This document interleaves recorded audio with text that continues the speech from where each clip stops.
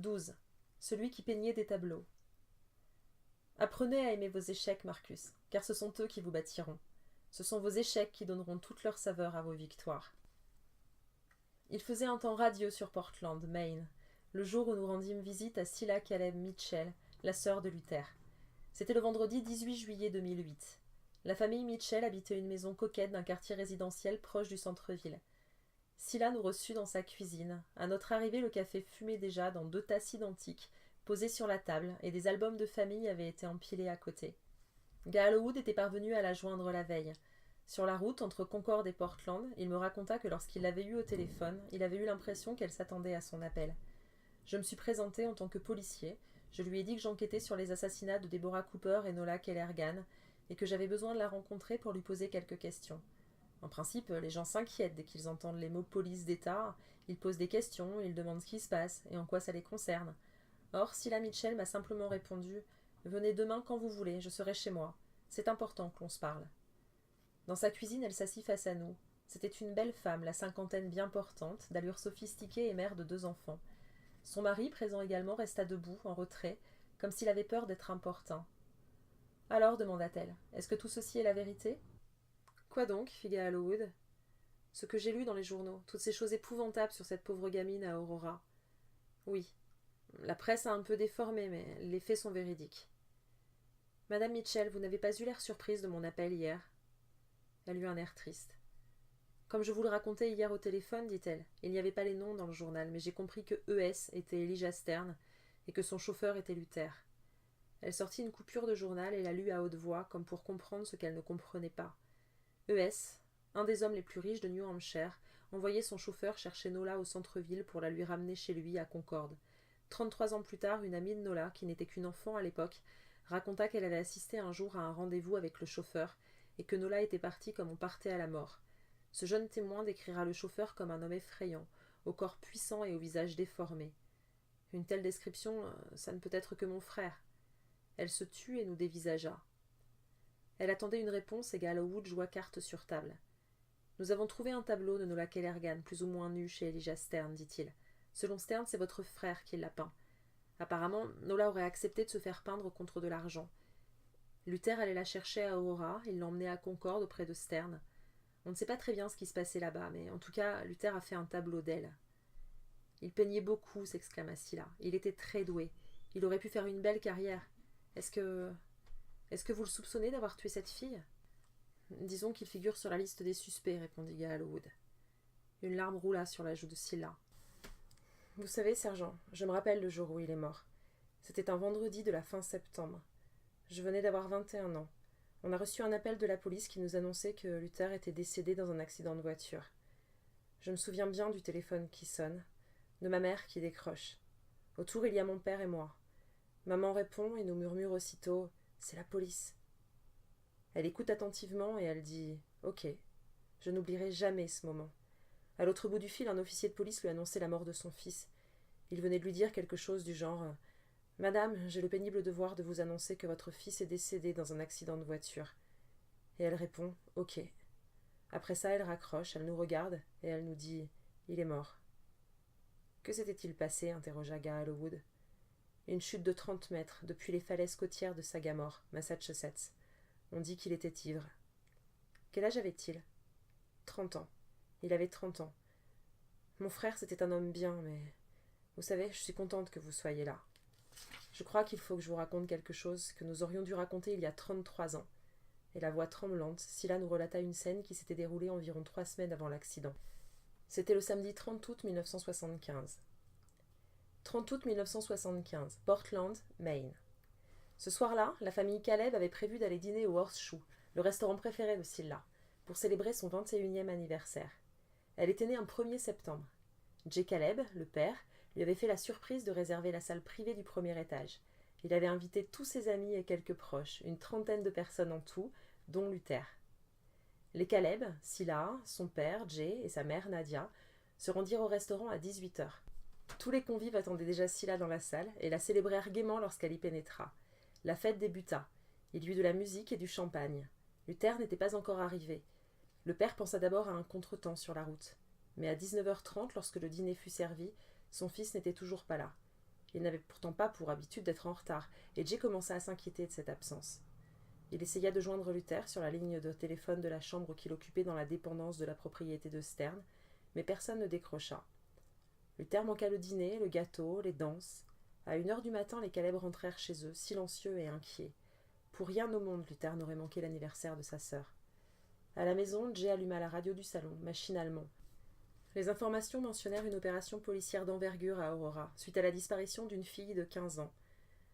Aurora, c'était un nom familier. Luther disait qu'il y allait souvent pour s'occuper des rosiers d'une magnifique maison que possédait Elijah Stern au bord de l'océan. Jay Caleb pensa à une coïncidence.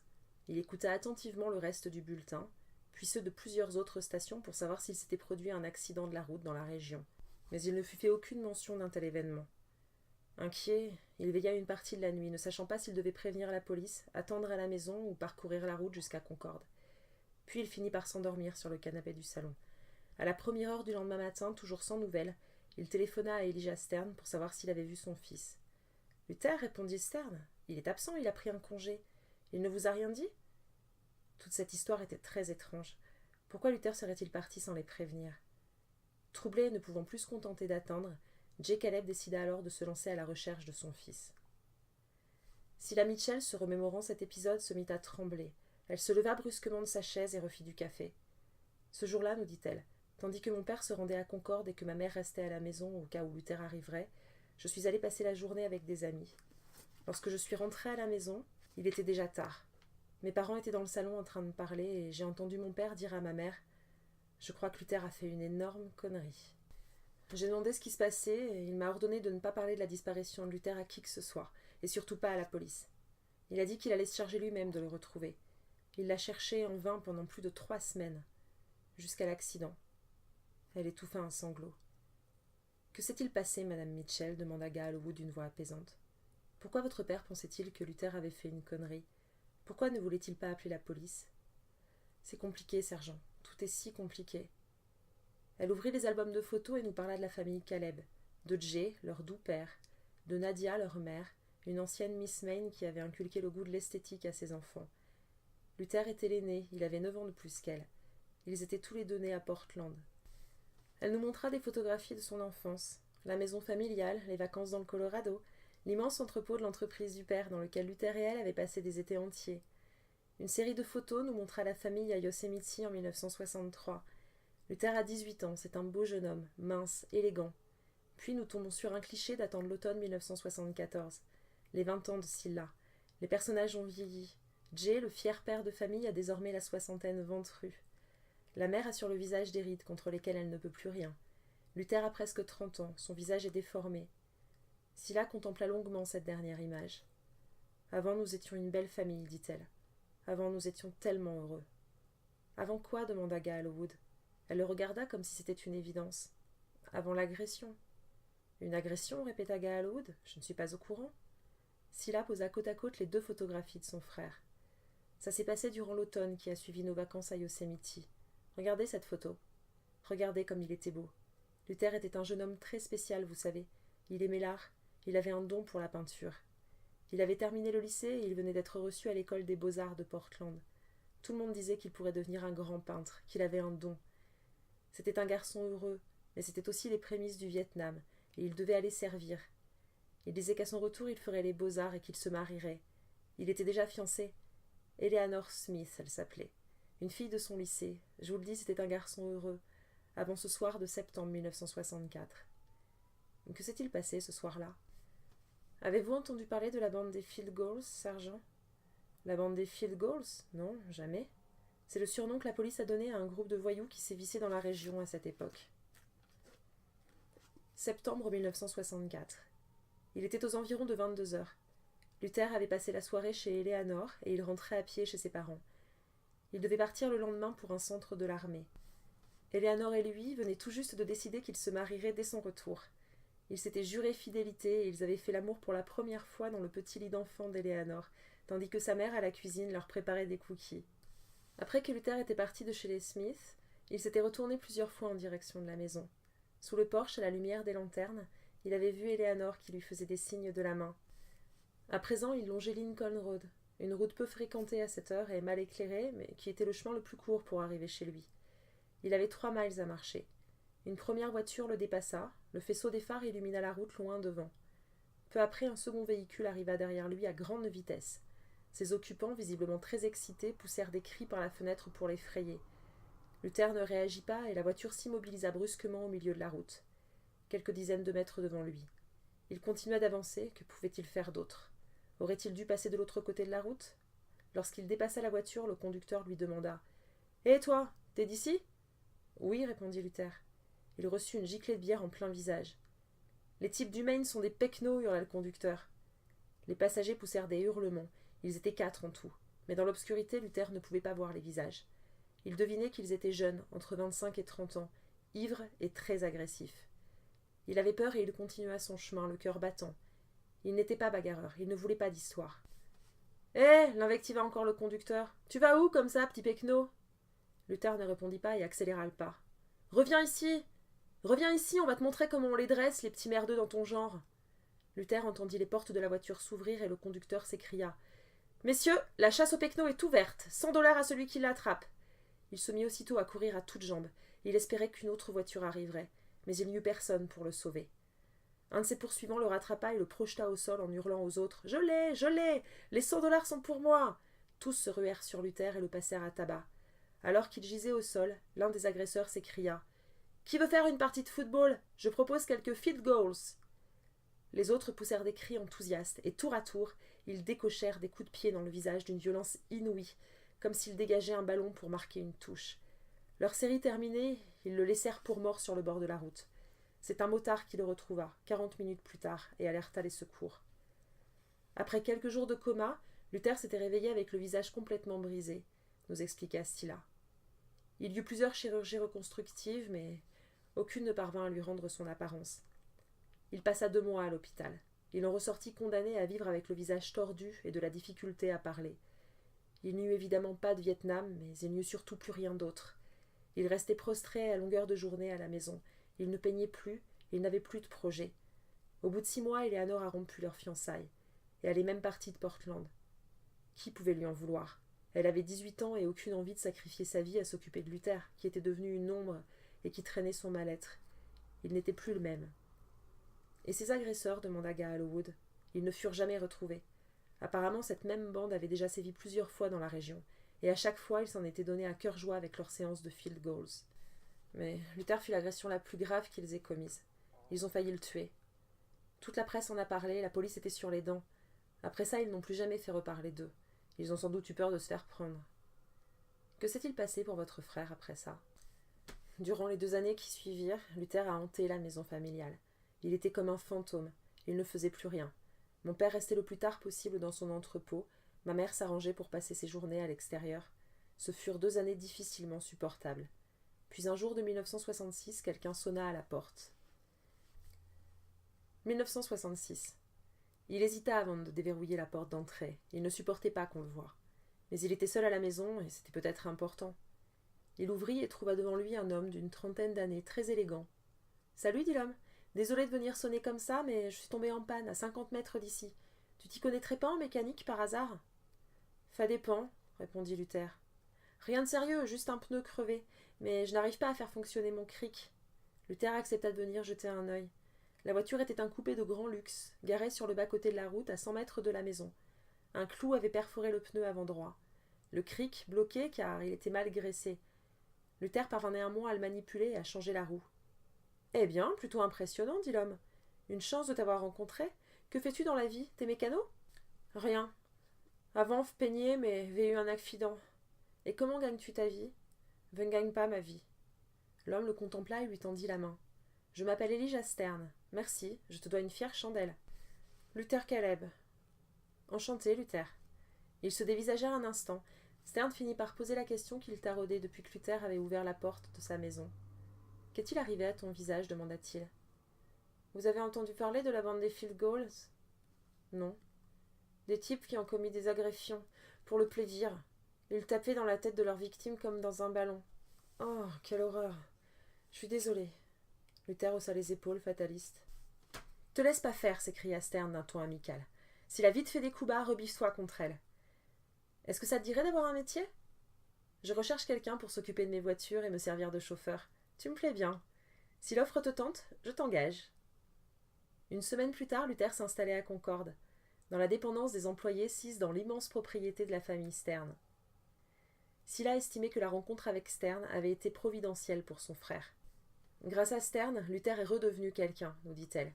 Il avait un travail, une paye. Sa vie reprenait un peu de sens. Surtout, il se remit à peindre. Stern et lui s'entendaient très bien. Il était son chauffeur, mais aussi son homme de confiance, presque même son ami, je dirais. Stern venait de reprendre les affaires de son père. Il vivait seul dans ce manoir trop grand pour lui.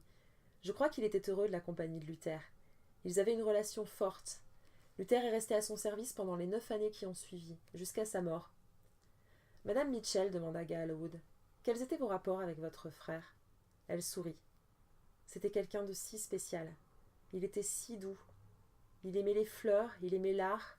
Il n'aurait jamais dû finir sa vie comme un vulgaire chauffeur de limousine. Je veux dire, je n'ai rien contre les chauffeurs, mais Luther c'était quelqu'un. Il venait souvent le dimanche déjeuner à la maison. Il arrivait dans la matinée, passait la journée avec nous et rentrait à Concorde le soir. J'aimais ces dimanches, surtout lorsqu'il se mettait à peindre dans son ancienne chambre transformée en atelier. Il avait un immense talent. Dès qu'il se mettait à dessiner, il se dégageait de lui une beauté folle. Je me mettais derrière lui, je m'asseyais sur une chaise et je le regardais faire. Je regardais ses traits qui prenaient d'abord des formes chaotiques avant de former ensemble des scènes d'un réalisme fou. D'abord, on avait l'impression qu'il faisait n'importe quoi, et puis soudain, une image apparaissait au milieu des traits, jusqu'à ce que chacun des traits esquissés prenne un sens.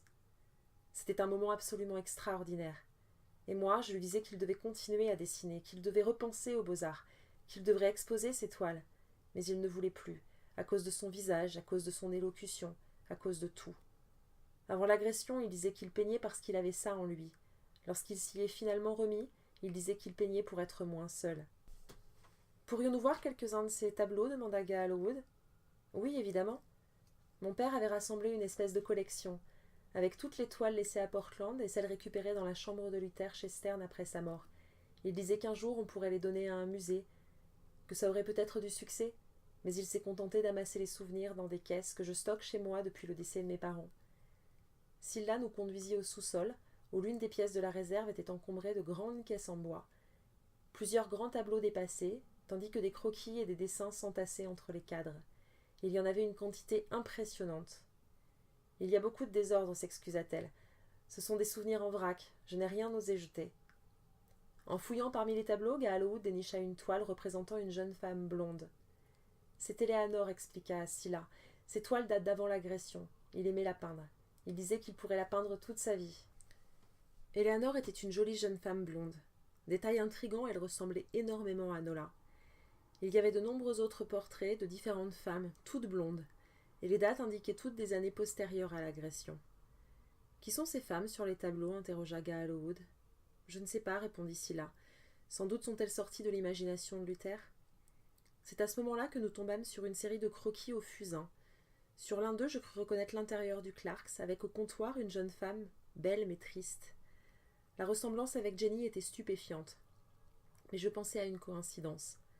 Jusqu'à ce que, retournant le dessin, je trouve l'inscription suivante. Jenny Quinn, 1974. Je demandai alors, pourquoi votre frère avait-il cette obsession de peindre ces femmes blondes ? Je l'ignore, dit Scylla. Vraiment. Gallowwood la dévisagea alors d'un air doux et grave à la fois, et il lui dit « Madame Mitchell, il est temps de nous dire pourquoi, le soir du 31 août 1975, votre père vous a dit qu'il pensait que Luther avait fait une connerie. » Elle acquiesça. 31 août 1975. À 9 heures du matin, lorsque Jay Caleb raccrocha le téléphone, il comprit que quelque chose clochait. Elijah Stern venait de lui indiquer que Luther avait pris un congé pour une durée indéterminée. « Vous cherchez Luther ?» s'est étonné Stern, « mais il n'est pas ici. Je pensais que vous saviez. »« Pas ici, mais où est-il ? Hier, nous l'attendions pour l'anniversaire de sa sœur et il n'est jamais venu. Je suis très inquiet. »« Que vous a-t-il dit exactement ? » ?»« Il m'a dit qu'il allait probablement devoir arrêter de travailler pour moi.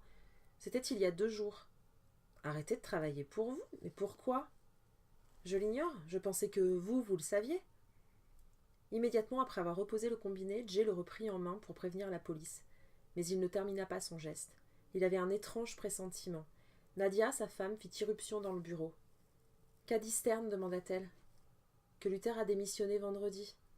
Démissionné? Comment ça, démissionné? Jay soupira. Il était éprouvé par sa courte nuit. Je n'en sais rien, dit-il. Je ne comprends rien à ce qui se passe. Rien du tout. Il faut que j'aille à sa recherche. Mais le chercher où? Il haussa les épaules, il n'en avait pas la moindre idée. Reste ici, ordonna-t-il à Nadia, au cas où il arriverait. Je t'appellerai toutes les heures pour faire le point. Il attrapa les clés de son pick-up et se mit en route, sans même savoir par où commencer. Il décida finalement de descendre à Concorde. Il connaissait peu la ville et la sillonna à l'aveugle. Il se sentait perdu. À plusieurs reprises, il passa devant un poste de police. Il aurait voulu s'y arrêter et demander de l'aide aux agents, mais chaque fois qu'il songeait à le faire, quelque chose en lui l'en dissuadait. Il finit par se rendre chez Elijah Stern.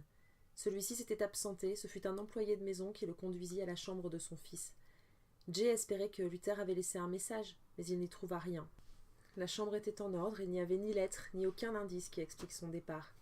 « Luther vous a-t-il dit quelque chose » demanda Jay à l'employé qui l'accompagnait. « Non, je n'étais pas là ces 2 derniers jours, mais on m'a dit que Luther ne viendrait plus travailler pour le moment. »« Qu'il ne viendrait plus pour le moment ? Mais a-t-il pris un congé ou a-t-il démissionné ? Je ne saurais pas vous dire, monsieur. » Toute cette confusion autour de Luther était très étrange. Jay était désormais convaincu qu'il s'était passé un événement grave pour que son fils s'évapore ainsi dans la nature. Il quitta la propriété de Stern et retourna en ville.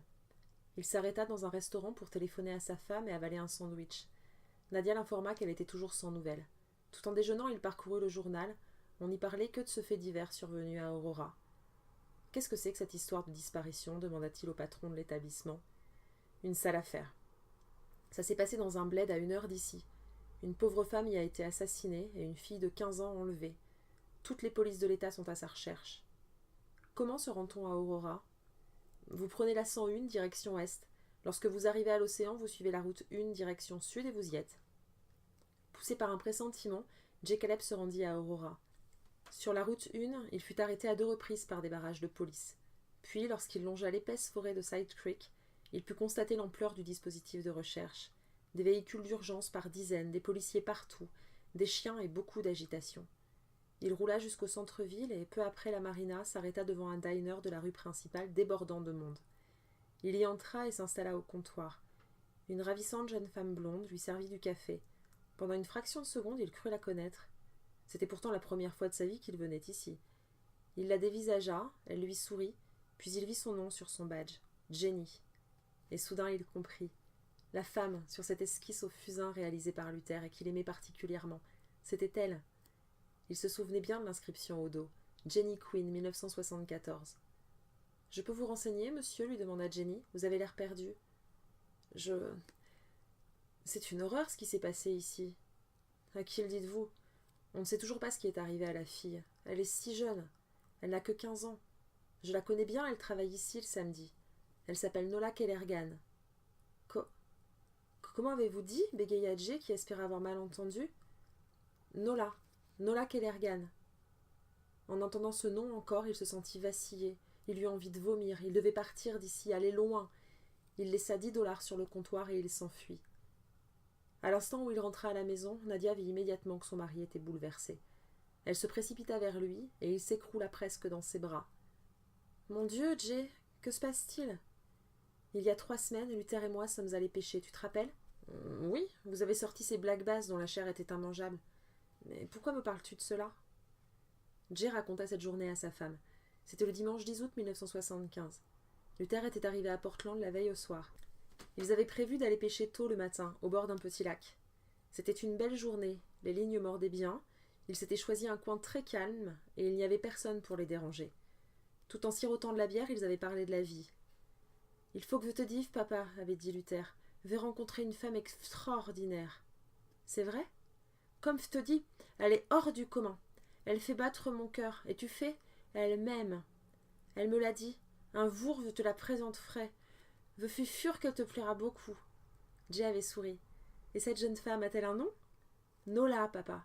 Elle s'appelle Nola Kellergan. » Se remémorant cette journée, Jay Caleb expliqua à sa femme. « Nola Kellergan est le nom de cette fille qui a été enlevée à Aurora. Je crois que Luther a fait une énorme connerie. » Scylla rentra à la maison au même instant. Elle entendit les mots de son père. « Qu'est-ce que ça veut dire » s'écria-t-elle. « Qu'est-ce que Luther a fait ?» Son père, après lui avoir expliqué la situation, lui ordonna de ne rien raconter de cette histoire à qui que ce soit. Personne ne devait faire le lien entre Luther et Nola.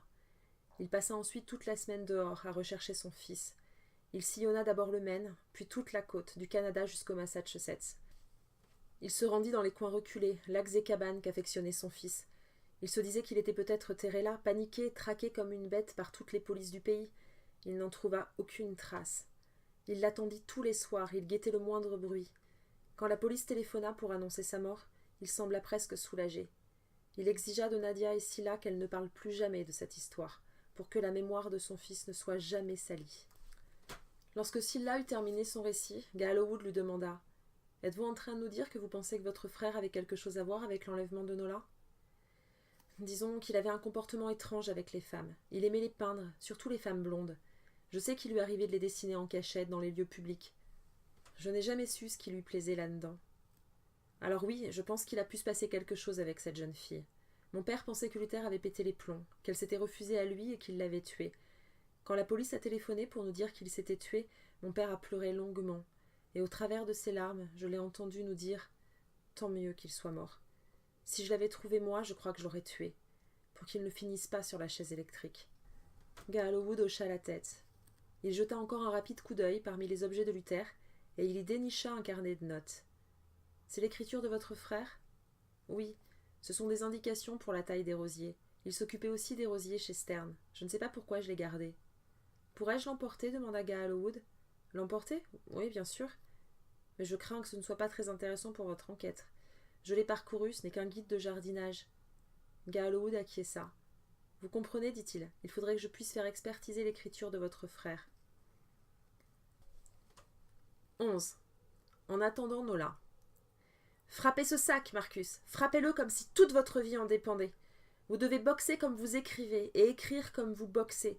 Vous devez donner tout ce que vous avez en vous parce que chaque match, comme chaque livre, est peut-être le dernier. L'été 2008 fut un été très calme en Amérique. La bataille pour les tickets présidentiels s'était terminée en juin lorsque les démocrates, au cours des élections primaires du Montana, avaient désigné Barack Obama comme leur candidat, tandis que les républicains, eux, avaient plébiscité John McCain depuis mars déjà. L'heure était désormais au rassemblement des forces partisanes. Les prochains rendez-vous d'importance n'auraient lieu qu'à partir de la fin août, avec les conventions nationales des deux grands partis historiques du pays, qui introniseraient officiellement leurs candidats à la Maison-Blanche. Ce calme relatif avant la tempête électorale qui mènerait jusqu'à l'Election Day du 4 novembre laissait à l'affaire Harry Kéber la première place dans les médias, engendrant une agitation sans précédent au sein de l'opinion publique. Il y avait les pro-Kéber, les anti-Kéber, les adeptes de la théorie du complot ou encore ceux qui pensaient que sa libération sous caution n'était due qu'à un accord financier avec le père Kellergan. Depuis la publication de mes feuillets par la presse, mon livre était en outre sur toutes les lèvres. Tout le monde ne parlait plus que du nouveau Goldman qui sortira cet automne. Elijah Stern, bien que son nom ne soit pas directement mentionné dans les feuillets, avait déposé une plainte pour diffamation afin d'en empêcher la publication. Quant à David Kellergan, il avait également fait part de son intention de saisir les tribunaux, se défendant vigoureusement des allégations de maltraitance sur sa fille. Et au milieu de ce battage, deux personnes se réjouissaient tout particulièrement, Barnaski et Roth. Roy Barnaski, qui avait déployé ses équipes d'avocats new-yorkais jusque dans le New Hampshire pour parer à tout imbroglio juridique susceptible de retarder la parution du livre, jubilait. Les fuites, dont il ne faisait plus de doute qu'il les avait lui-même orchestrées, lui garantissaient des ventes exceptionnelles et lui permettaient d'occuper le terrain médiatique. Il considérait que sa stratégie n'était ni pire ni meilleure que celle des autres, que le monde des livres était passé du noble art de l'imprimerie à la folie capitaliste du XXIe siècle, que désormais un livre devait être écrit pour être vendu, que pour vendre un livre il fallait qu'on en parle, et que pour qu'on en parle, il fallait s'approprier un espace qui, si on ne le prenait pas soi-même par la force, serait pris par les autres, manger ou être mangé. Du côté de la justice, il faisait peu de doute que le dossier pénal allait bientôt s'effondrer. Benjamin Roth était en passe de devenir l'avocat de l'année et d'accéder à la notoriété nationale. Il acceptait toutes les demandes d'interview et passait le plus clair de son temps dans les studios des télévisions et des radios locales. Tout pourvu qu'on parle de lui. « Imaginez-vous, je peux facturer 1000 $ de l'heure maintenant, me dit-il. Et à chaque fois que je passe dans le journal, je rajoute 10 $ à mes tarifs horaires pour mes prochains clients. » Les journaux, peu importe ce que vous y dites, l'important est d'y être. Les gens se souviennent d'avoir vu votre photo dans le New York Times. Ils ne se souviennent jamais de ce que vous y racontiez.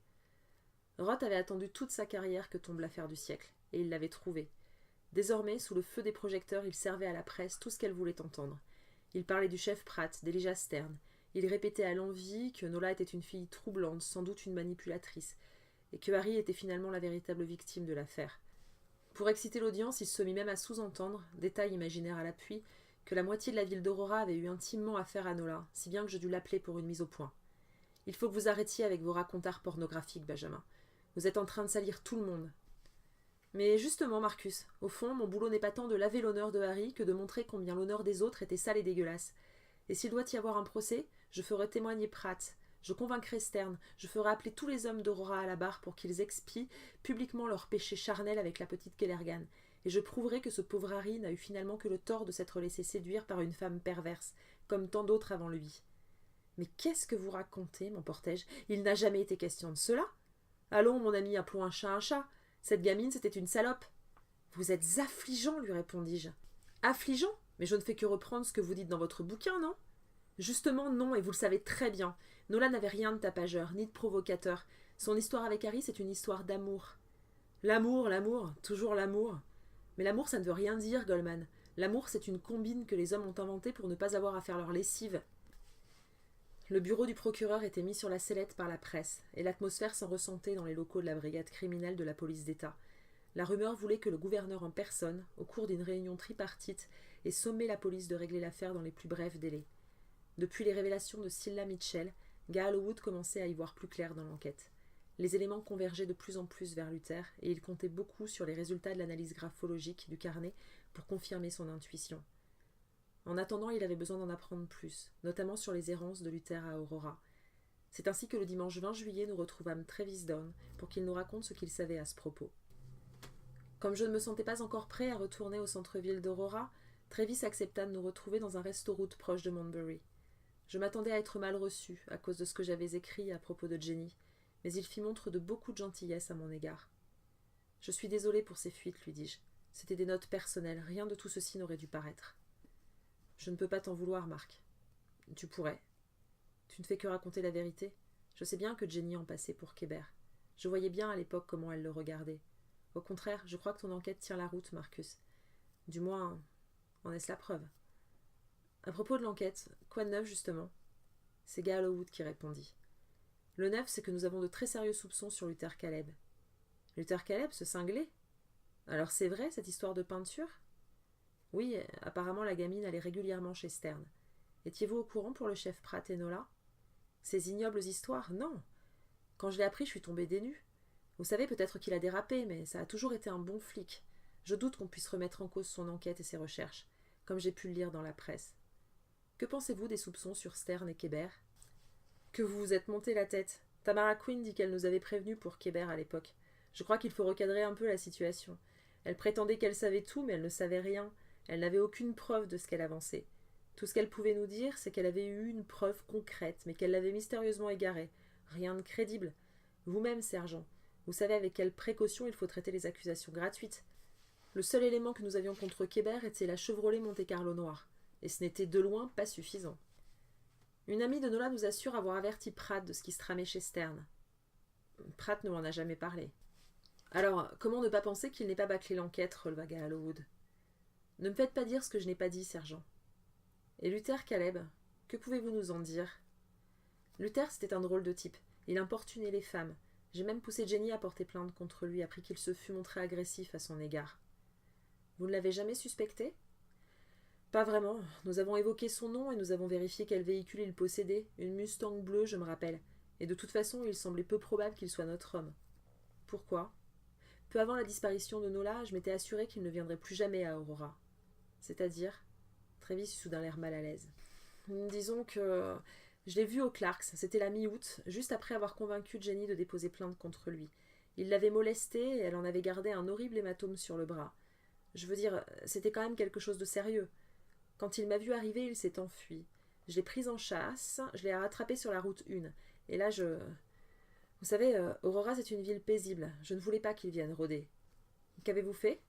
Je lui ai flanqué une dérouillée. J'en suis pas fière. Et quoi, chef Down ? Je lui ai collé mon flingue dans les parties. Je lui ai filé une raclée et alors qu'il était plié en deux au sol, je l'ai tenu bien en place. J'ai sorti mon colt, j'ai engagé une balle et je lui ai enfoncé le canon dans les testicules.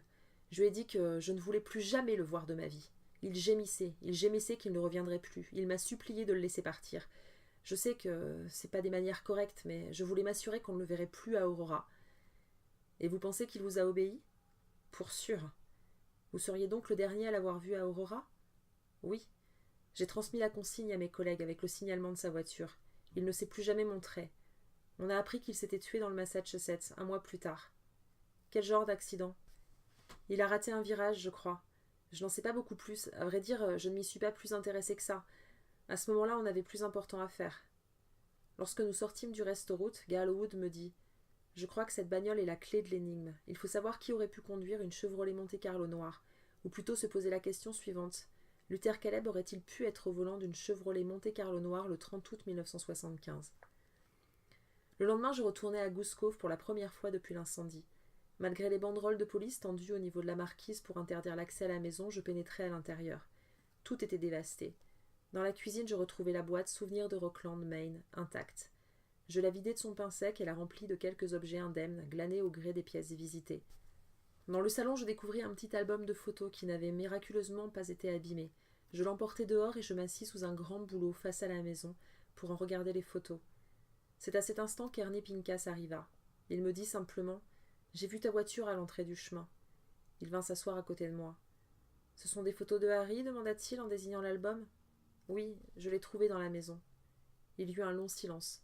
Je tournai les pages. Les clichés dataient probablement du début des années 80. Sur plusieurs d'entre eux apparaissait un labrador jaune. « À qui est ce chien ?» demandai-je. « À Harry. » Je ne savais pas qu'il en avait eu un. Storm, il s'appelait. Il a bien dû vivre 12 ou 13 ans. Storm? Ce nom ne m'était pas inconnu, mais je ne me rappelais plus pour quelle raison. Marcus, reprit Pincas, je n'ai pas voulu être méchant l'autre jour. Je regrette si je t'ai blessé.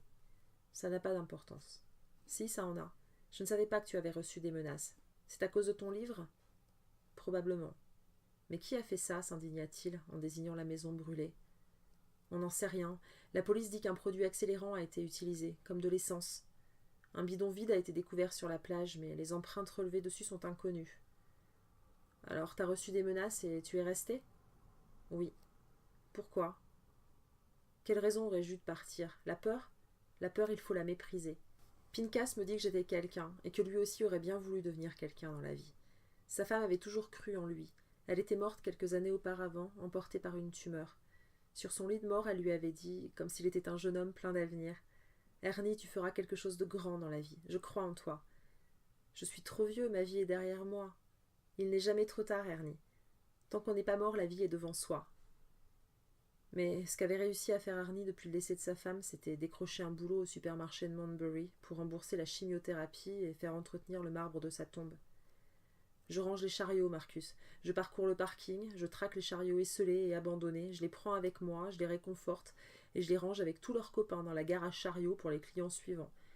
Les chariots ne sont jamais seuls, ou alors pas très longtemps, parce que dans tous les supermarchés du monde, il y a un Ernie qui vient les chercher et les ramène à leur famille. Mais qui est-ce qui vient chez Ernie ensuite pour le ramener à sa famille, hein? Pourquoi fait-on pour les chariots de supermarché ce qu'on ne fait pas pour les hommes? Tu as raison. Qu'est-ce que je peux faire pour toi? Je voudrais être dans les remerciements de ton bouquin. Je voudrais qu'il y ait mon nom dans les remerciements à la dernière page, comme les écrivains font souvent. Je voudrais avoir mon nom en tout premier, en grosses lettres, parce que je t'ai un peu aidé à trouver des renseignements. Tu penses que ce serait possible? Ma femme sera fière de moi. Son petit mari aura contribué à l'immense succès de Marcus Goldman, la nouvelle grande vedette de la littérature. Compte sur moi, lui dis-je. J'irai lui lire ton livre, Marc. Chaque jour, je viendrai m'asseoir à côté d'elle et je lui lirai ton livre. Notre livre, Ernie. Notre livre. Nous entendîmes soudain des pas derrière nous. C'était Jenny. J'ai vu ta voiture à l'entrée du chemin, Marcus, me dit-elle. À ces mots, Ernie et moi sourîmes. Je me levai et Jenny m'enlaça comme une mère. Puis elle regarda la maison et elle se mit à pleurer. En repartant pour Concorde ce jour-là, je passai voir Harry au Seaside Motel. Il traînait devant la porte de sa chambre, torse nu. Il répétait des mouvements de boxe. Il n'était plus le même. Lorsqu'il me vit, il me dit « Allons boxer, Marcus !» « Je viens pour parler. Nous parlerons en boxant. » Je lui tendis la boîte, souvenir de Rockland, Maine, retrouvée dans les ruines de la maison. « Je vous ai rapporté ceci, dis-je. Je suis passé par Goose Cove. Votre maison est encore pleine de vos affaires. Pourquoi n'allez-vous pas les récupérer? » « Que voulez-vous que j'aille récupérer? » « Des souvenirs ?» Il eut une moue. Les souvenirs ne servent qu'à rendre triste, Marcus. Rien qu'en voyant cette boîte, j'ai envie de pleurer. Il prit la boîte entre les mains, puis la serra contre lui. Lorsqu'elle a disparu, me raconta-t-il, je n'ai pas pris part aux recherches. Vous savez ce que je faisais? Non. Je l'attendais, Marcus, je l'attendais. La rechercher, ça aurait voulu dire qu'elle n'était plus là. Alors je l'attendais, persuadée qu'elle allait me revenir. J'étais certain qu'elle reviendrait un jour. Et ce jour-là, je voulais qu'elle soit fière de moi. Je me suis préparée à son retour pendant 33 ans. 33 ans. Chaque jour, j'achetais du chocolat et des fleurs pour elle. Je savais que c'était la seule personne que j'aimerais jamais. Et l'amour, Marcus, ça n'arrive qu'une fois par vie. Et si vous ne me croyez pas, cela signifie que vous n'avez encore jamais aimé. Le soir, je restais sur mon canapé à la gaieté, me disant qu'elle allait surgir comme elle avait toujours surgi. Lorsque je partais donner des conférences à travers le pays, je laissais un mot sur ma porte. En conférence à Seattle, de retour mardi prochain, pour si elle revenait dans l'intervalle. Et je laissais toujours ma porte ouverte. Toujours. Je n'ai jamais fermé à clé en 33 ans. Les gens disaient que j'étais fou, que j'allais rentrer un jour et trouver ma maison vidée par des cambrioleurs. Mais personne ne cambriole personne à Aurora, New Hampshire. Vous savez pourquoi j'ai passé des années sur la route à accepter toutes les conférences qu'on me proposait? Parce que je me suis dit que je la retrouverais peut-être. Dans les mégapoles, comme dans les petits bleds, j'ai sillonné ce pays de long en large, m'assurant que tous les quotidiens locaux annonçaient ma venue. Parfois en achetant des espaces publicitaires de ma propre poche. Tout ça pourquoi? Pour elle. Pour que nous puissions nous retrouver. Et pendant chacune de mes conférences, je scrutais mon auditoire. Je cherchais les jeunes femmes blondes de son âge. Je cherchais des ressemblances. Chaque fois, je me disais, peut-être qu'elle sera là. Et après la conférence, je répondais à chaque sollicitation en pensant qu'elle viendrait peut-être vers moi. Je l'ai guettée dans le public pendant des années, ciblant les filles de 15 ans d'abord, puis de 16 et de 20 et de 25. Si je suis restée à Aurora, Marcus, c'est parce que j'ai attendu Nola. Et puis, voilà un mois, on l'a retrouvée morte, enterrée dans mon jardin. Je l'attendais depuis tout ce temps et elle était là, juste à côté, là où j'avais toujours voulu pour elle planter des hortensias. Depuis ce jour où on l'a retrouvée, j'ai le cœur qui va exploser, Marcus. Parce que j'ai perdu l'amour de ma vie. Parce que si je ne lui avais pas donné rendez-vous dans ce maudit motel, elle serait peut-être toujours en vie. Alors, ne venez pas ici avec vos souvenirs qui me déchirent le cœur. Arrêtez, je vous en supplie. Arrêtez. Il se dirigea vers les escaliers. Où allez-vous, Harry? Boxer. Je n'ai plus que ça, la boxe. Il descendit sur le parking et se mit à exécuter des chorégraphies guerrières sous les regards inquiets des clients du restaurant voisin. Je le rejoignis et il se mit face à moi en position de garde. Il s'essaya à des enchaînements de directs, mais même lorsqu'il boxait, ce n'était plus la même chose. Au fond, pourquoi êtes-vous venu ici? Me demanda-t-il entre deux attaques du droit. Pourquoi? Mais pour vous voir. Et pourquoi vouliez-vous tant me voir? Mais parce que nous sommes amis. Mais justement, Marcus, c'est ça que vous ne comprenez pas. Nous ne pouvons plus être amis. Qu'est-ce que vous me racontez, Harry? La vérité, je vous aime comme un fils, et je vous aimerai toujours. Mais nous ne pourrons plus être amis à l'avenir. Pourquoi? À cause de la maison? Je paierai, je vous ai dit, je paierai. Vous ne comprenez toujours pas, Marcus. Ce n'est pas à cause de la maison. Je baissai ma garde un instant et il m'infligea une succession de coups directement dans le haut de l'épaule droite. Tenez votre garde, Marcus. Si ça avait été votre tête, je vous assommais. Mais je m'en fous de ma garde, je veux savoir, je veux comprendre ce que signifie votre petit jeu de devinette. Ce n'est pas un jeu. Le jour où vous comprendrez, vous aurez résolu toute cette affaire. Je m'arrêtai net. Bon Dieu, de quoi êtes-vous en train de me parler? Vous me cachez des choses, c'est ça? Vous ne m'avez pas dit toute la vérité? Je vous ai tout dit, Marcus. La vérité est entre vos mains. Je ne comprends pas. Je sais, mais lorsque vous aurez compris, tout sera différent. Vous vivez une étape cruciale de votre vie. Je m'assis à même le béton, dépité. Il se mit à crier que ce n'était pas le moment de m'asseoir. « Relevez-vous, relevez-vous » hurla-t-il. « Nous pratiquons le noble art de la boxe. » Mais je n'en avais plus rien à faire de son noble art de la boxe. La boxe n'a de sens pour moi qu'à travers vous, Harry. Vous vous souvenez du championnat de boxe en 2002? Bien sûr que je m'en souviens. Comment pourrais-je oublier? Mais alors pourquoi ne serions-nous plus amis? À cause des livres. Les livres nous ont unis et maintenant ils nous séparent. C'était écrit. C'était écrit? Comment ça? Tout est dans les livres. Marcus, je savais que ce moment viendrait dès le jour où je vous ai vu. Mais quel moment? C'est à cause du livre que vous êtes en train d'écrire. Ce livre? Mais si vous voulez, je renonce au livre. Vous voulez qu'on annule tout? Eh bien voilà, c'est annulé. Plus de livres. Plus rien. Ça ne servirait malheureusement à rien. Si ce n'est pas celui-là, ce sera un autre. Harry, qu'est-ce que vous êtes en train de me raconter? Je ne comprends rien. Vous allez faire ce livre, et ce sera un livre magnifique, Marcus. J'en suis très heureux. Surtout ne vous méprenez pas. Mais nous arrivons au moment de la séparation. Un écrivain s'en va et un autre naît. Vous allez prendre la relève, Marcus. Vous allez devenir un immense écrivain. Vous avez vendu les droits de votre manuscrit pour $1 million. $1 million. Vous allez devenir quelqu'un de très grand, Marcus. Je l'ai toujours su.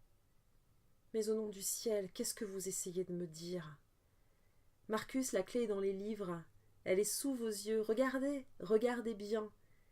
Voyez-vous, nous sommes sur le parking d'un motel. Non, non, Marcus. Nous sommes aux origines du mal, et voici plus de 30 ans que je redoute ce moment. Salle de boxe du campus de l'université de Burroughs, février 2002. Vous placez mal vos frappes, Marcus. Vous tapez bien, mais vous avez toujours la première phalange du majeur qui dépasse trop et qui frotte au moment de l'impact. Quand j'ai les gants, je ne le sens plus. Vous devez savoir boxer point nu. Les gants ne servent qu'à ne pas tuer votre adversaire. Vous le sauriez si vous cogniez autre chose que ce sac. Harry, selon vous, pourquoi est-ce que je boxe toujours tout seul? Demandez-le à vous-même. Parce que j'ai peur, je crois. J'ai peur de l'échec. Mais quand vous êtes allé dans cette salle de Lowell sur mon conseil, et que vous vous êtes fait massacrer par ce grand noir, qu'avez-vous ressenti? De la fierté. Après coup, j'ai ressenti de la fierté. Le lendemain, quand j'ai regardé les bleus sur mon corps, je les ai aimés. Je m'étais dépassée, j'avais osé me battre. Donc, vous considérez avoir gagné? Au fond, oui. Même si, techniquement, j'ai perdu le combat, j'ai l'impression d'avoir gagné ce jour-là. La réponse est là. Peu importe de gagner ou de perdre, Marcus. Ce qui compte, c'est le chemin que vous parcourez entre le gong du premier round et le gong final. Le résultat du match, au fond, n'est qu'une information pour le public. Qui a le droit de dire que vous avez perdu si vous pensez avoir gagné? La vie, c'est comme une course à pied, Marcus. Il y aura toujours des gens qui seront plus rapides ou plus lents que vous. Tout ce qui compte au final, c'est la vigueur que vous avez mise à parcourir votre chemin. Harry, j'ai trouvé cette affiche dans un hall. C'est le championnat de boxe universitaire? Oui. Il y aura toutes les grandes universités. Harvard, Yale. Je voudrais y participer. Alors, je vais vous y aider. Vraiment? Bien sûr. Vous pourrez toujours compter sur moi, Marcus. Ne l'oubliez jamais. Vous et moi, nous sommes une équipe. Pour toute la vie. 10. À la recherche d'une fille de 15 ans. Aurora, New Hampshire, 18 septembre 1975. Harry, comment transmettre des émotions que l'on n'a pas vécues? C'est justement votre travail d'écrivain.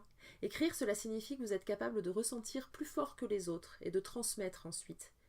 Écrire, c'est permettre à vos lecteurs de voir ce que parfois ils ne peuvent voir. Si seuls les orphelins racontaient des histoires d'orphelins, on aurait de la peine à s'en sortir. Cela signifierait que vous ne pourriez pas parler de mère, de père, de chien ou de pilote d'avion, ni de la révolution russe, parce que vous n'êtes ni une mère, ni un père, ni un chien, ni un pilote d'avion, et que vous n'avez pas connu la révolution russe. Vous n'êtes que Marcus Goldman. Et si chaque écrivain ne devait se limiter qu'à lui-même, la littérature serait d'une tristesse épouvantable et perdrait tout son sens. On a le droit de parler de tout, Marcus, de tout ce qui nous touche, et il n'y a personne qui puisse nous juger pour cela. Nous sommes écrivains parce que nous faisons différemment une chose que tout le monde autour de nous sait faire, écrire. C'est là que réside toute la subtilité. À un moment ou à un autre, tout le monde crut voir Nola quelque part. Dans le magasin général d'une ville avoisinante, à un arrêt de bus, au comptoir d'un restaurant. Une semaine après la disparition, alors que les recherches se poursuivaient, la police dut faire face à une multitude de témoignages erronés. Dans le comté de Cheshire, une projection de cinéma fut interrompue après qu'un spectateur crut reconnaître Nola Kellergan au 3e rang. Aux environs de Manchester, un père de famille qui accompagnait sa fille, blonde et âgée de 15 ans, à une fête foraine fut emmené au commissariat pour vérification. Les recherches, malgré leur intensité, demeuraient vaines. La mobilisation des habitants de la région avait permis leur extension à toutes les villes voisines d'Aurora, mais sans permettre de trouver le moindre début de piste. Des spécialistes du FBI étaient venus optimiser le travail de la police en pointant les lieux à fouiller en priorité, sur la base de l'expérience et des statistiques. Les cours d'eau et auraient des bois proches d'un parking et les décharges. L'affaire leur paraissait si complexe qu'ils avaient même sollicité l'aide d'un médium qui avait fait ses preuves lors de 2 affaires de meurtre en Oregon, mais sans succès cette fois-ci. La ville d'Aurora bouillonnait, envahie par les badauds et les journalistes. Dans la rue principale, le poste de police fourmillait d'une intense activité. On y coordonnait les recherches, on y centralisait et triait les informations. Les lignes téléphoniques étaient encombrées, le téléphone n'arrêtait pas de sonner, souvent pour rien, et chaque appel nécessitait de longues vérifications. Des pistes avaient été ouvertes dans le Maine et le Massachusetts, où on avait envoyé des équipes cynophiles, sans résultat. Le point-presse donné 2 fois par jour par le chef Pratt et le capitaine Roddick devant l'entrée du poste ressemblait de plus en plus à un aveu d'impuissance. Sans que personne ne s'en rende compte, Aurora faisait l'objet d'une étroite surveillance.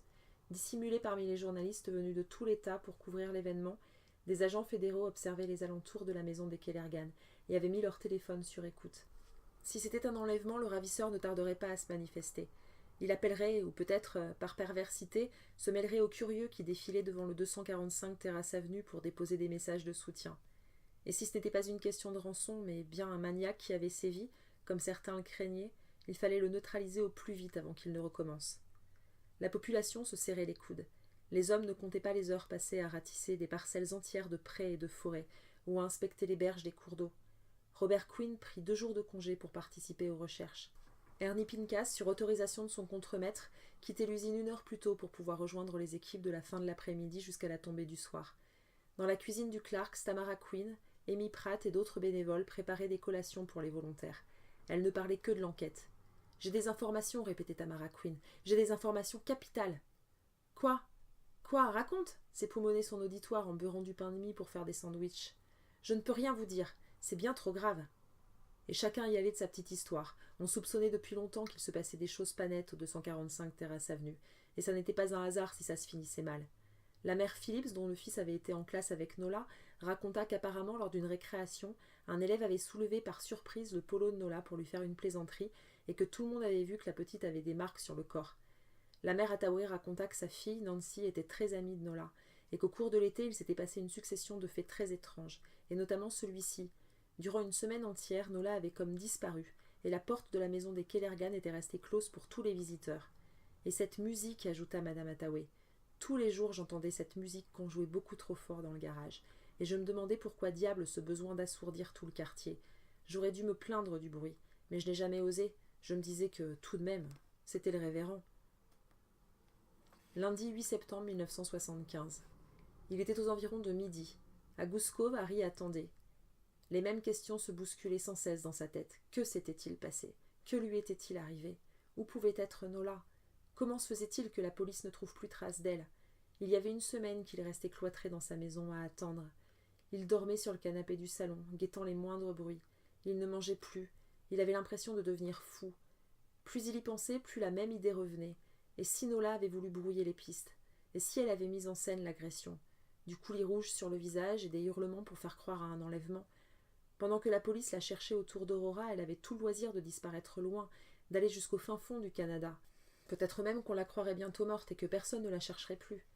Nola avait-elle préparé toute cette mise en scène pour qu'il soit tranquille à jamais ? Si c'était le cas, pourquoi n'est-elle pas allée au rendez-vous du motel ? La police était arrivée trop vite ? Avait-elle dû se cacher dans les bois ? Et que s'était-il passé chez Deborah Cooper ? Y avait-il un lien entre les deux affaires, ou est-ce que tout ceci n'était qu'une pure coïncidence ? Si Nola n'avait pas été enlevée, pourquoi ne lui donnait-elle pas signe de vie ? Pourquoi n'était-elle pas venue se réfugier ici, à Goose Cove ? Il s'efforça de réfléchir. Où pouvait-elle bien être ? Dans un lieu que seul connaissait, Martha's Vineyard ? C'était trop loin. La boîte en fer blanc dans la cuisine lui rappela leur escapade dans le Maine, au tout début de leur relation. Était-elle cachée à Rockland ? Aussitôt qu'il y pensa, il attrapa ses clés de voiture et se précipita dehors. En poussant la porte, il tomba nez à nez avec Jenny qui s'apprêtait à sonner. Elle venait voir si tout allait bien.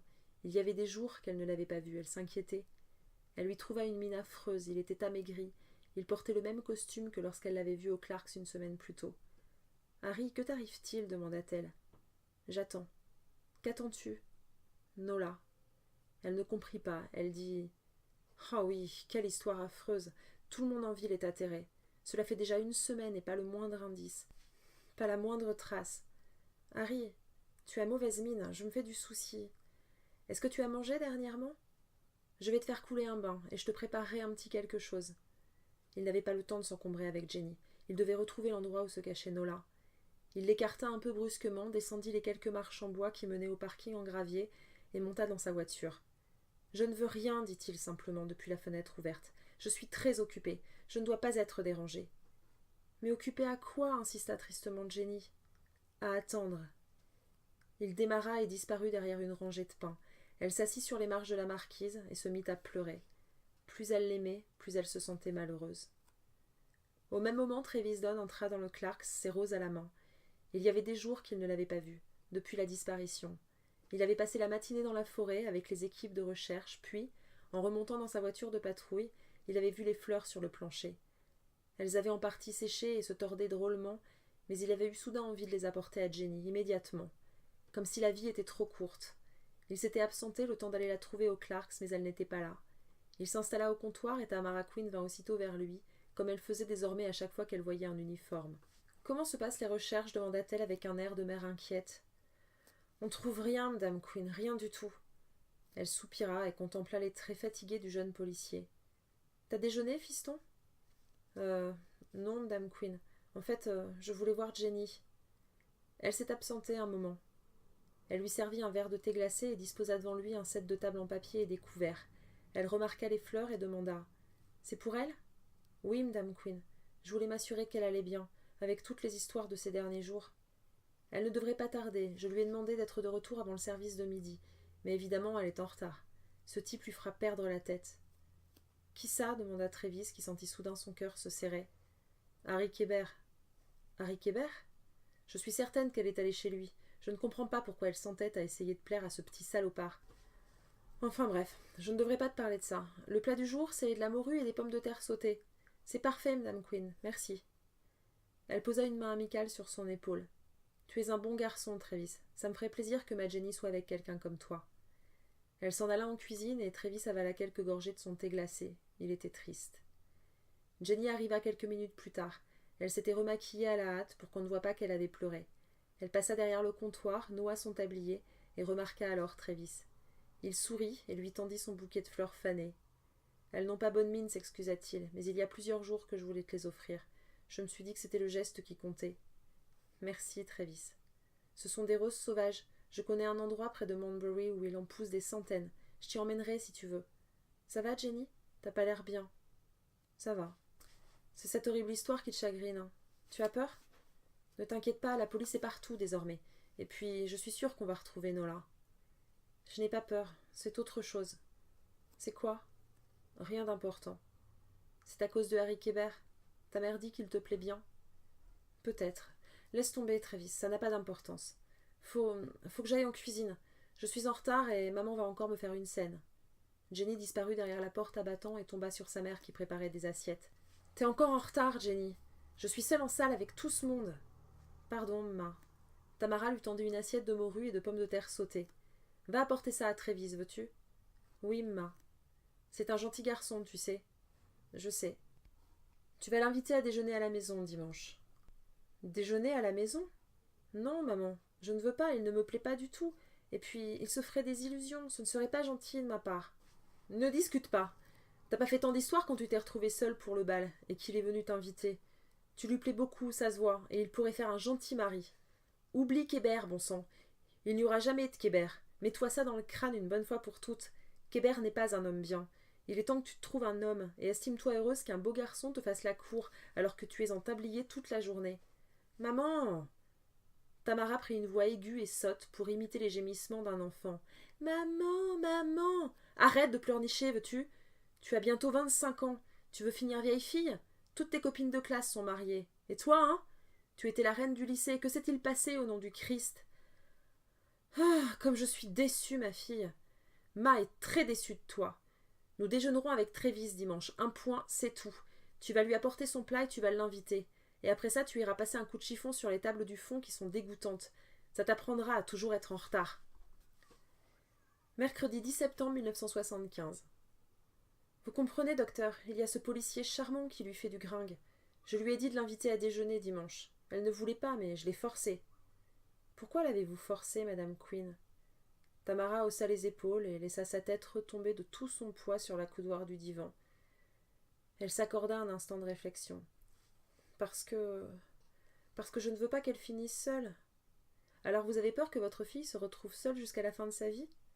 Oui, exactement, jusqu'à la fin de sa vie. Vous-même, avez-vous peur de la solitude ? Oui. Qu'est-ce que ça vous inspire ? La solitude, c'est la mort. Avez-vous peur de mourir ? La mort, docteur, ça me terrifie. Dimanche 14 septembre 1975. À la table des Queen, Travis fut bombardé de questions. Tamara voulait tout savoir sur cette enquête qui n'avançait pas. Robert, lui, avait bien quelques curiosités à partager, mais les rares fois où il avait voulu parler, sa femme l'avait rabroué en lui disant « Tais-toi, Bobo, c'est pas bon pour ton cancer ». Jenny avait l'air malheureuse et toucha à peine au repas. Seule sa mère tenait le crachoir. Au moment de servir la tarte aux pommes, elle finit par oser demander « Alors, Travis, vous avez une liste de suspects ?»« Pas vraiment. Je dois dire qu'on patauge un peu pour le moment.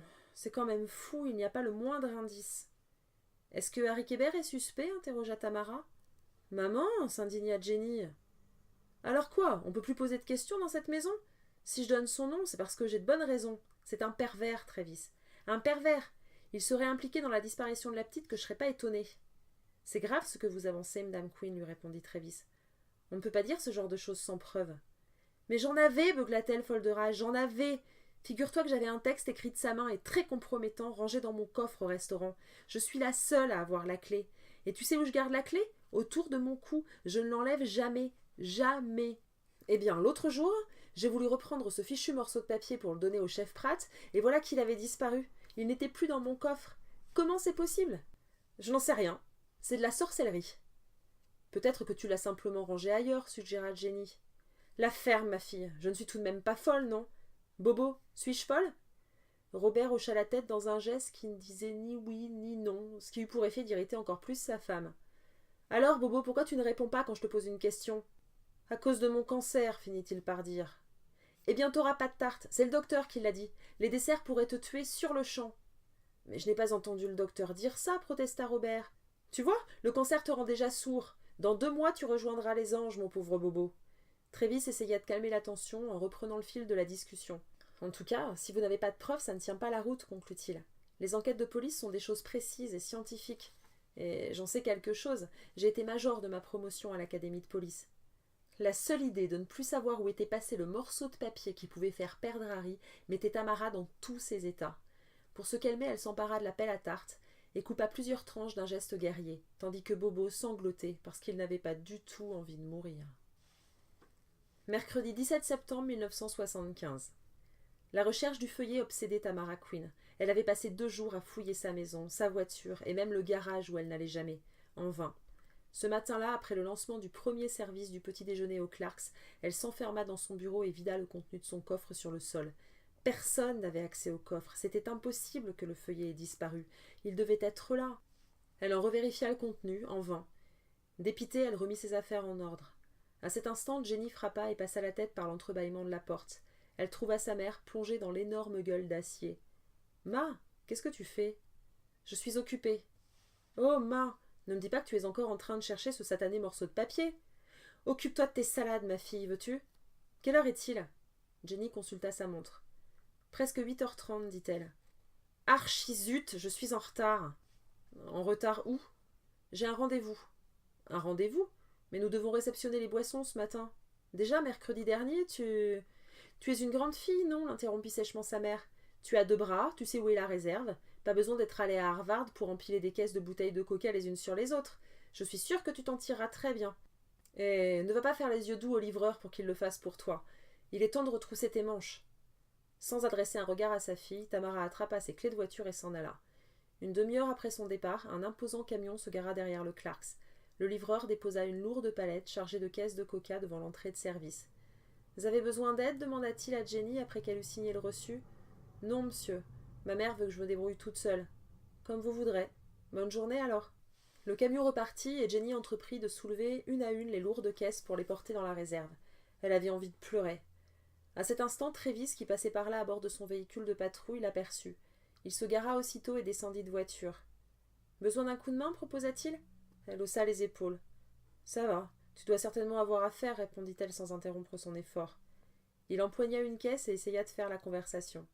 « Ils disent que la recette du coca est secrète et qu'elle est conservée dans un coffre à Atlanta. »« Je savais pas. » Il suivit Jenny jusqu'à la réserve et ils empilèrent l'une sur l'autre les 2 caisses qu'ils venaient de porter. Comme elle ne parlait pas, il reprit son explication. Il paraît aussi que ça donne bon moral aux GIs et que depuis la 2e Guerre mondiale, ils en envoient des caisses aux troupes stationnées à l'étranger. Je l'ai lu dans un livre sur le coca. Enfin, j'ai lu comme ça, je lis aussi des livres plus sérieux. Ils ressortirent sur le parking. Elle le regarda dans le fond des yeux. « Travis ?»« Oui, Jenny ?»« Serre-moi fort. Prends-moi dans tes bras et serre-moi fort. Je me sens si seule. Je me sens si malheureuse. J'ai l'impression d'avoir froid jusqu'au fond de mon cœur. Il la prit dans ses bras et l'étreignit du plus fort qu'il put. Voilà que ma fille me pose des questions, docteur. Tout à l'heure, elle m'a demandé où je me rendais tous les mercredis. Que lui avez-vous répondu? Qu'elle aille se faire voir et qu'elle réceptionne les palettes de coca. Ça ne la regarde pas où je vais. Je sens à votre voix que vous êtes en colère. Oui, oui, bien sûr que je suis en colère, docteur Ashcroft. En colère contre qui? Mais contre moi. Pourquoi? Parce que je lui ai encore crié dessus. Vous savez, docteur, on fait des enfants et on veut qu'ils soient les plus heureux du monde. Et puis la vie vient se mettre en travers de nous. Que voulez-vous dire? Elle est toujours à me demander conseil pour tout. Elle est toujours dans mes jupons à me demander Ma, comment on fait ça? Ma, où est-ce qu'on range ça? Ma, par-ci et ma, par-là. Ma. Mais je ne serai pas toujours là pour elle. Un jour, je ne pourrai plus veiller sur elle, vous comprenez? Et quand j'y pense, ça me prend là, dans le ventre, comme si tout mon estomac se nouait. C'est physiquement douloureux et ça me coupe l'appétit. Vous voulez dire que vous avez des angoisses, Madame Quinn? Oui, des angoisses terribles. On essaie de faire tout bien, on essaie de donner ce qu'il y a de meilleur à nos enfants. Mais que feront nos enfants lorsque nous ne serons plus là? Que feront-ils, hein? Et comment être sûr qu'ils seront heureux et qu'il ne leur arrivera jamais rien? C'est comme cette gamine, docteur Ashcroft, cette pauvre Nola, que lui est-il arrivé? Et où peut-elle bien être? Où pouvait-elle bien être?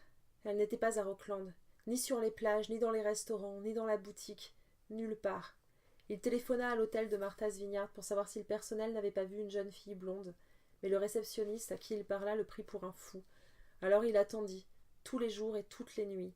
Il attendit tout le lundi, il attendit tout le mardi, il attendit tout le mercredi, il attendit tout le jeudi, il attendit tout le vendredi, il attendit tout le samedi, il attendit tout le dimanche. Il attendait avec ferveur et espoir.